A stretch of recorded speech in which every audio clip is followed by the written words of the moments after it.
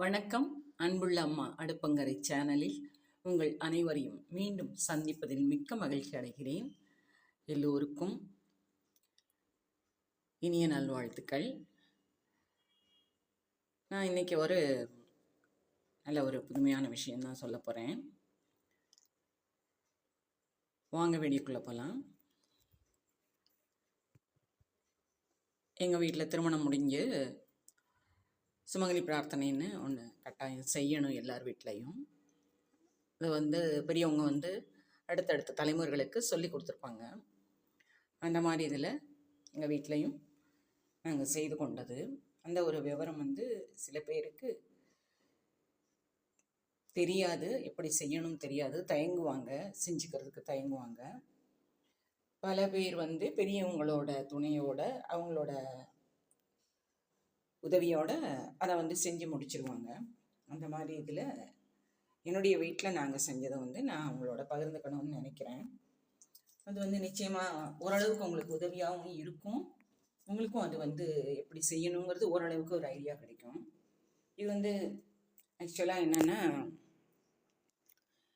முன்னோர்கள் ரொம்ப முன்னாடி தலைமுறைகளில் சுமங்கலிகளாக இருந்தவங்க ஒரு வீட்டு பெண்ணோ, நம்ம வீட்டில் பிறந்த பொண்ணோ, அல்லது அந்த தாயோ அவங்களோ ஏதோ ஒரு காரணத்தினால சுமங்கலியாக நம்மளை விட்டு பிரிஞ்சிருப்பாங்க.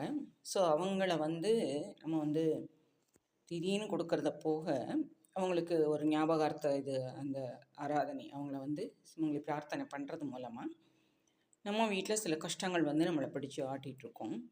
குழந்தைங்களுக்கு கல்வியில், திருமணத்தில், குழந்தை பேரில், இன்னும் பல ஜாதகம் அமையிறது, அந்த மாதிரி இது எதில் வேணால் ஏதோ ஒரு சில தடங்கள் இருந்துக்கிட்டே இருக்கும்.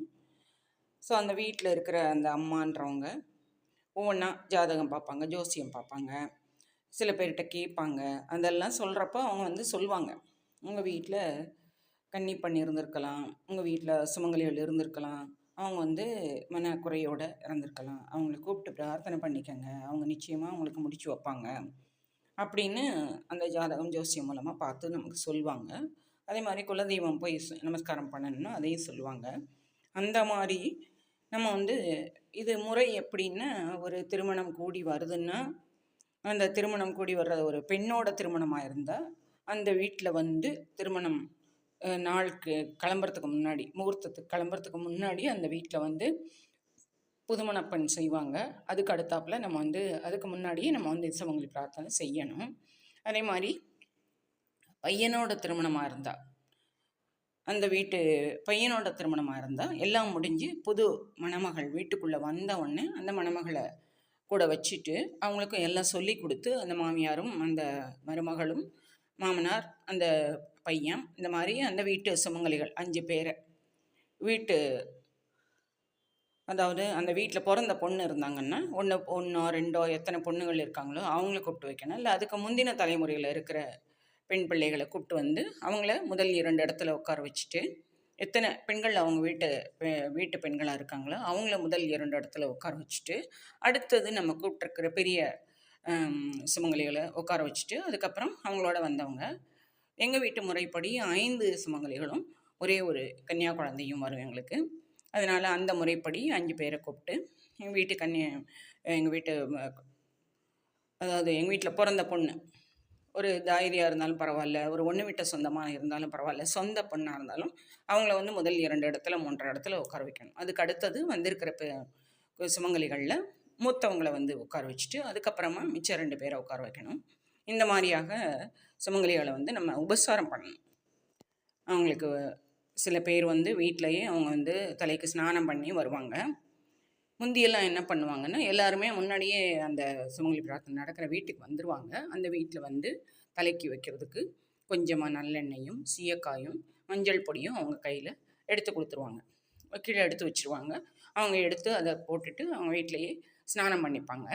அது மாதிரி அவங்களுக்கு எல்லோரும் ஸ்நானம் பண்ணி வந்த உடனே அவங்களுக்கு மனை போட்டு கோலம் போட்டு அந்த கோலத்தில் மனை போட்டு மனையில் எல்லாரையும் வரிசையாக உட்கார வச்சு அவங்களுக்கு சந்தன குங்குமம் உபச்சாரம் பண்ணிவிட்டு எல்லாம் பண்ணதுக்கப்புறம் அவங்க கையில் அவங்களுக்குன்னு வாங்கி வச்சுருக்கிற சில சுமங்கலி பொருள்கள்லாம் சுமங்கலி பொருள்கள்லாம் வரிசையாக நம்ம வாங்கியிருப்போம். வளையல், கண்ணாடி, சீப்பு, சாந்து, கண்மை, அது மாதிரி என்னென்ன பெண்களுக்கு நம்ம வந்து இந்த மருதாணி கோன், இல்லை மருதாணியே நம்ம அரைச்சி வச்சு அது கூட நம்ம இலையில தரலாம்.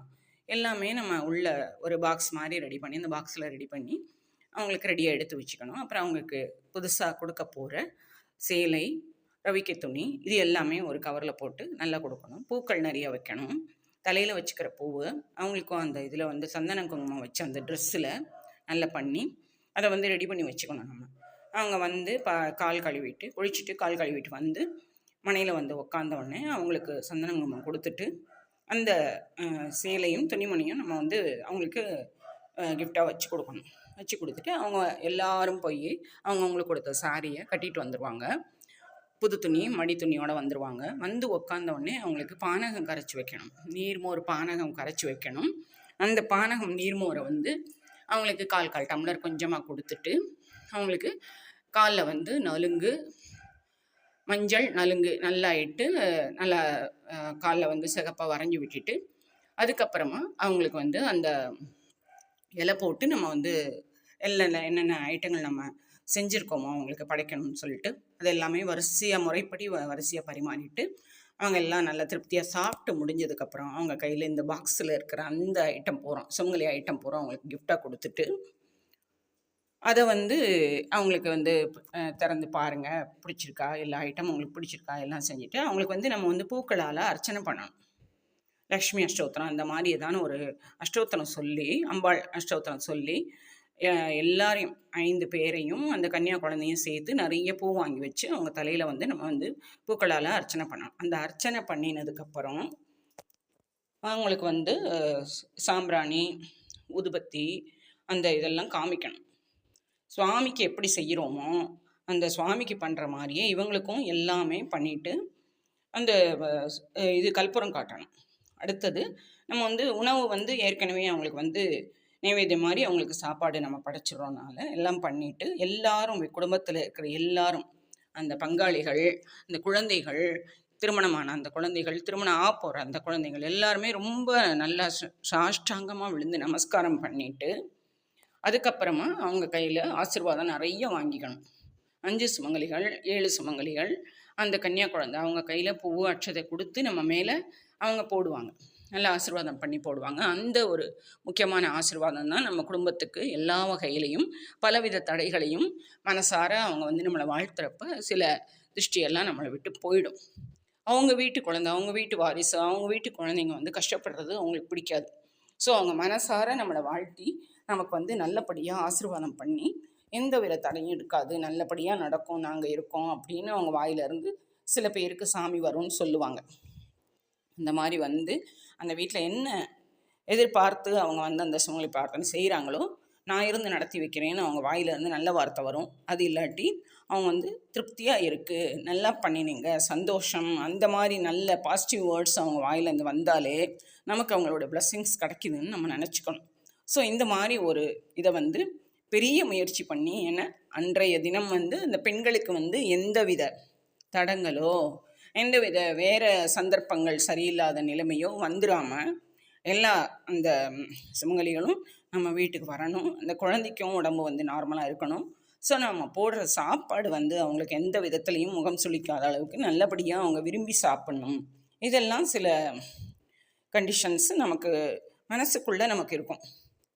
நல்லா சந்தோஷமாக சாப்பிட்டு நம்மளை ஆசீர்வாதம் பண்ணணும், நம்ம வீட்டு சாப்பாடு அவங்களுக்கு பிடிக்கணும், நம்ம கொடுத்துருக்குற அந்த பொருட்கள் வந்து அவங்களுக்கு நிச்சயமாக மனசுக்கு விரும்பி இருக்கணும், அப்படிலாம் நம்ம நல்ல மனசில் பிரார்த்தனை பண்ணிட்டு இவங்களோட அந்த ஆசைகள் வந்து நம்ம குழந்தைக்கு இருக்கிறது திருஷ்டியோ இதை அமையாமல் இருக்கிற அந்த இது வந்து மாறணும் கடவுளே அப்படின்னு நம்ம பிரார்த்தனை பண்ணிட்டு எல்லாரும் ஒரு மனசாக அவங்கள்ட்ட செலுத்தி டோட்டல் குடும்பமும் அவங்கக்கிட்ட நம்ம வந்து சரணடைந்து நம்மளோட கோரிக்கைகளை நம்ம வச்சோம்னா நிச்சயமாக பல விதத்தில் பல குறைகளை தீர்த்து மனசார வாழ்த்தி நம்மளை வந்து நல்லபடியாக அவங்க நம்ம குடும்பத்தோட முன்னேற்றத்திற்கு நிச்சயமாக ஆசீர்வாதம் பண்ணி நம்மளை வந்து அருள் செஞ்சுட்டு போவாங்க. எல்லாம் முடிஞ்சோடனே அவங்களுக்கு வாயில் போட்டுக்க பாக்கு, வெத்தலை, சுண்ணாம்பு அந்த உபச்சாரமும் நம்ம பண்ணணும். எல்லாம் செஞ்சுட்டு அவங்க பேக் பண்ணி எடுத்துகிட்டு போகிறதுக்கு அந்த பாக்ஸு, அந்த இது பேகு என்னென்ன வேணும்னு கேட்குறாங்களோ கடைசி வரைக்கும் அவங்க போயிட்டு வரேன்னு சொல்கிற வரைக்கும் அவங்களுக்கு நிறைய உபச்சாரம் பண்ணி நல்லபடியாக கையெடுத்து கும்பிட்டு வந்து எங்களுக்கு செஞ்சதுக்கு ரொம்ப நன்றின்னு சொல்லி அவங்கள வந்து வழி அனுப்பி வைக்கணும் நம்ம. இது எல்லாமே ஒரு முக்கியமான ஒரு செயல் வந்து நம்ம குடும்பங்களில் எப்போயுமே நம்ம செஞ்சுக்கிட்டே இருக்கணும். அதுவும் இல்லாமல் ஒரு வெள்ளிக்கிழமை ஒரு சுமங்கலி ஒரு குழந்தை நம்ம வீட்டுக்குள்ளே வந்தாலும் ஒரு ரவிக்கத்தனியோ இல்லை ஒரு தாம்பூலம் வந்து நம்ம வச்சு தரணும். இது செஞ்சுக்கிட்டே இருந்தோம்னாலும் அவங்களுக்கு போய் சேரும், அந்த புண்ணியம் வந்து அவங்கள்ட்ட போய் சேரும். சரி நம்ம உள்ளே போன உடனே நமக்கு தர்றாங்க அப்படின்னு, அது கடவுளாக கூட இருக்கலாம், கடவுளோட சொரூபமாக கூட யாரானும் ஒருத்தர் வரலாம். ஸோ நம்ம என்றைக்குமே வெள்ளி செவ்வாயில் எந்த பெண்மணிகள் சுமங்கலியாக இருக்கிறவங்களோ இல்லை சாதாரண நிலைமையில் இருக்கிறவங்க ஹஸ்பண்ட் இல்லாமல் வந்தால் கூட அவங்களுக்கும் ஒரு ரவிக்கை துணி வச்சு இந்த பெண்மையை வந்து பாராட்டணும், பெண்மையை வந்து நம்ம வந்து போற்றணும். அவங்க வந்து அம்பாள் சொரூபம். அதனால் எந்த ஒரு பெண்மணி வந்து வீட்டுக்குள்ளே வந்தாலும் அவங்களுக்கு வந்து உபச்சாரம் பண்ணி ஒரு டம்ளர் தண்ணி கொடுத்து இல்லை ஒரு 1/4 டம்ளர் பாலானும் கொடுத்து நம்ம வந்து உபச்சாரம் பண்ணி அவங்களுக்கு வயிறு நிறைஞ்சு சந்தோஷமாக அவங்க சிரிச்ச முகமாக அவங்க வாழ்த்துறதுக்கு நம்ம ஒரு வாய்ப்பை ஏற்படுத்தி தரணும். ஸோ இது வந்து நம்ம தலைமுறைகளையும் வம்சாவளியும் நல்லா வைக்கிறதுக்கு ஒரு உதவியாக இருக்கும். அந்த ஒரு நிகழ்ச்சி எங்கள் வீட்டில் நல்லபடியாக செஞ்சு முடித்தோம். அதை வந்து உங்கள்கிட்ட ஷேர் பண்ணிக்க தான் நான் இன்றைக்கி இந்த வீடியோ அப்லோட் பண்ணுறேன். இது வந்து இந்த நான் கொடுக்குற இந்த பதிவு வந்து உங்களுக்கு பல விதத்தில் உபயோகமாக இருக்கும். அதே சமயம் நிறைய தகவல்கள் நீங்கள் வந்து உங்களுடைய முன்னோர்கள், அந்த மாமியார், அந்த பாட்டி அவங்கள்ட்ட தெரிஞ்சு வச்சுக்கிட்டு எழுதி வச்சுக்கோங்க. என்ன மாதிரி செய்யணும், வருடத்துக்கு ஒரு தடவை செய்தால் கூட நல்லது. இல்லை ஒரு கல்யாணம் கூடி வருதுன்னா அதை ஒட்டி நம்ம செய்யணும். சில வீட்டில் வந்து சந்தர்ப்பங்கள் சரியில்லாதனால செய்ய முடியாமல் இருக்கும். ஆனால் மனசில் எப்பயுமே வச்சுருக்கணும். ஸோ ஒரு பெண் குழந்தைக்கு கல்யாணம் பார்க்கணும், வரன் அமையிறது லேட் ஆகுதா, அப்போ நம்ம வச்சுக்கலாம். ஒரு ஆண் குழந்தைக்கு கல்யாணம் அமையிறது லேட் ஆகுதா, அப்போ நம்ம ஒரு சுமங்கலி பிரார்த்தனை நம்ம செஞ்சோம்னா அவங்க வந்து அந்த பெண் எந்த பெண் அவங்களுக்கு உரியவங்களோ, எந்த பையன் வந்து அவங்களுக்கு உரியவங்களோ அதை அவங்களே பார்த்து கொண்டு வந்து நமக்கு சேர்த்துருவாங்க. ஸோ கடவுள் நம்பிக்கைங்கிறது ஒன்று, நம்மளுடைய முன்னோர்கள் மூதாதையர்கள் நமக்கு செய்வாங்கங்கிற அந்த ஒரு நம்பிக்கையும் நமக்கு இருக்கணும். ஸோ அதுக்கு தான் இந்த சுமங்கலி பிரார்த்தனைங்கிறது நமக்கு கொடுத்துருக்காங்க, வச்சுருக்காங்க. நிச்சயமாக நம்ம செஞ்சோம்னா நம்ம வீட்டில் வந்து நிறைவாக இருக்கும். பெரியவங்கள் ஆசி, நம்ம முன்னோர்கள் ஆசி, கடவுளோட ஆசிகள் நமக்கு நிச்சயமாக கிடைக்கும். இந்த பதிவு உங்களுக்கு ரொம்ப உபயோகமாக இருக்குன்னு நினைக்கிறேன். மேலும் நல்ல புதிய வித்தியாசமான பதிவுகளோடு உங்களை சந்திக்கிறேன். உங்களுடைய சப்ஸ்கிரிப்ஷனை எனக்கு கொடுங்க. இந்த பதிவு உங்களுக்கு பிடிச்சிருந்தா உங்கள் நண்பர்களோடு ஷேர் பண்ணிக்கங்க.